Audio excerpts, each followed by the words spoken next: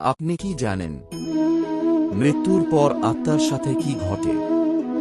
শেষ নিঃশ্বাসের পর কি সব অন্ধকার, নাকি তখনই শুরু হয় এমন এক যাত্রা যেটার জন্য আমরা কেউ প্রস্তুত নই?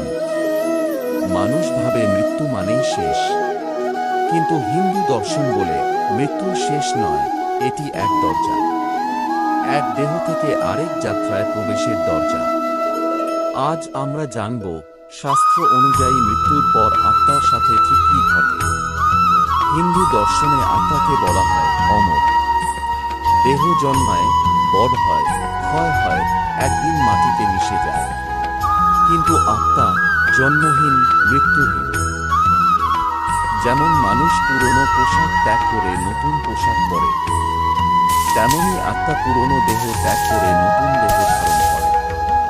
এই শিক্ষা আমরা পাই শাস্ত্র থেকে, বিশেষ করে ভগবদ্গীতাতে এই দর্শন স্পষ্টভাবে বলা হয়েছে। কিন্তু দেহ ছাড়ার পর সেই সময়টা কেন?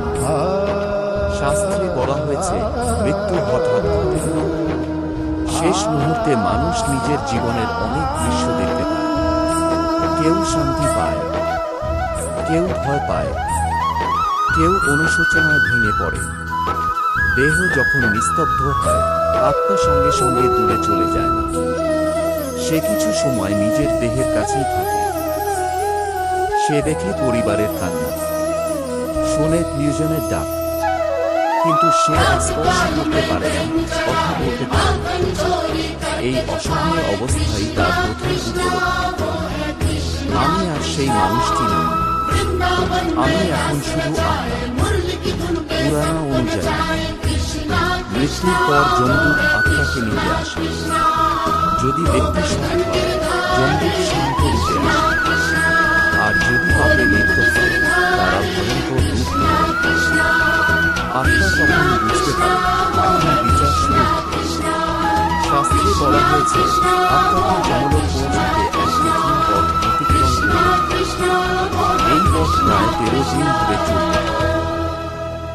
এই সময়ে পরিবার যদি সৎভাবে শ্রাদ্ধ, প্রার্থনা ও পিণ্ডদান করে, তাহলে আত্মার যাত্রা সহজ হয়। কিন্তু যদি কেউ জীবনে শুধু অন্যায় করে থাকে, তাহলে সেই পথ কাঁটা, আগুন, অন্ধকার ও ভয়ের প্রতীকে ভরা। এগুলো শুধু শারীরিক কষ্ট নয়, এগুলো নিজের কর্মের প্রতিফলন। যমলোক পৌঁছানোর পর আত্মাকে নিয়ে যাওয়া হয় বিচার সভায়। সেখানে জীবনের প্রতিটি কাজের হিসাব থাকে। একটি ছোট অন্যায়ও লুকানো থাকে না। মানুষ ভাবে এটা তো ছোট পাপ, কেউ দেখেনি, কিন্তু কর্মের জগতে কিছুই অদৃশ্য নয়। ভালোবাসা, দান, সহানুভূতি সব লিপিবদ্ধ। ঘৃণা, প্রতারণা, অহংকার, সেগুলো স্বর্গ ও নরক। যদি পুণ্য বেশি হয়, আত্মা স্বর্গীয় সুখ ভোগ করে। যদি পাপ বেশি হয়, আত্মা নরকীয় কষ্ট ভোগ করে। কিন্তু গুরুত্বপূর্ণ বিষয় হল, এগুলো চিরস্থায়ী নয়।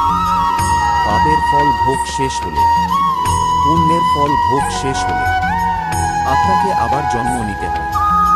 পুনর্জন্মের চক্রইভাবেই চলতে থাকে, জন্ম মৃত্যুর অনন্ত চক্র। আমরা আজ যে অবস্থায় আছি, হয়তো তা আগের জন্মের কর্মফল। আজ আমরা যা করছি তা নির্ধারণ করছে আমাদের পরবর্তী জন্ম। কেউ ধনী হয়ে জন্মায়, কেউ দরিদ্র, কেউ সুস্থ, কেউ অসুস্থ।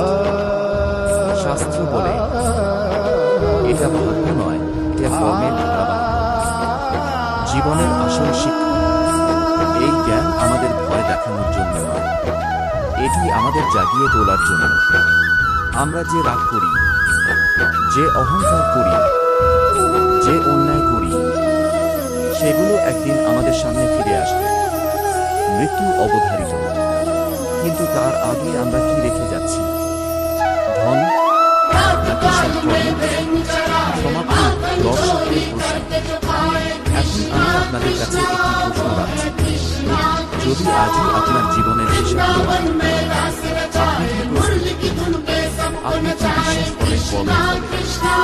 আপনি কি মনে করেন মৃত্যু শেষ, নাকি নতুন শুরু? কমেন্টে আপনার মতামত লিখুন। আর এমন আরও গভীর ধর্মীয় আলোচনা পেতে চ্যানেলটি সাবস্ক্রাইব করুন। যদি পুণ্য বেশি হয় আপনার স্বর্গে সুখ পাবেন। যদি পাপ বেশি হয় আপনার নরকে কষ্ট ভোগ করবেন। কিন্তু গুরুত্বপূর্ণ বিষয় হল, এগুলো চিরস্থায়ী নয়। পাপের ফল ভোগ শেষ হলে, পুণ্যের ফল ভোগ শেষ হলে আত্মাকে আবার জন্ম নিতে হয়। পুনর্জন্মের চক্র এইভাবেই চলতে থাকে, জন্ম মৃত্যুর অনন্ত চক্র। আমরা আজ যে অবস্থায় আছি হয়তো তা আগের জন্মের কর্মফল। আজ আমরা যা করছি তা নির্ধারণ করছে আমাদের পরবর্তী জন্ম।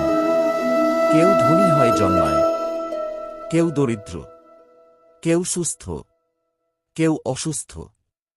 শাস্ত্র বলে এটা ভাগ্য নয়, এটা কর্মের ধারাবাহিকতা। জীবনের আসল শিক্ষা এই জ্ঞান আমাদের ভয় দেখানোর জন্য নয়, এটি আমাদের জাগিয়ে তোলার জন্য। আমরা যে রাগ করি, যে অহংকার করি, যে অন্যায় করি, সেগুলো একদিন আমাদের সামনে ফিরে আসবে। মৃত্যু অবধারিত, কিন্তু তার আগে আমরা কি রেখে যাচ্ছি? ধন নাকি সৎকর্ম?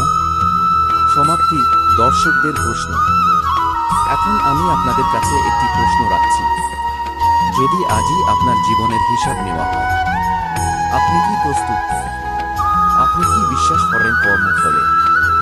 আপনি কি মনে করেন মৃত্যু শেষ নাকি নতুন শুরু? কমেন্টে আপনার মতামত লিখুন। আর এমন আরও গভীর ধর্মীয় আলোচনা পেতে চ্যানেলটি সাবস্ক্রাইব করুন।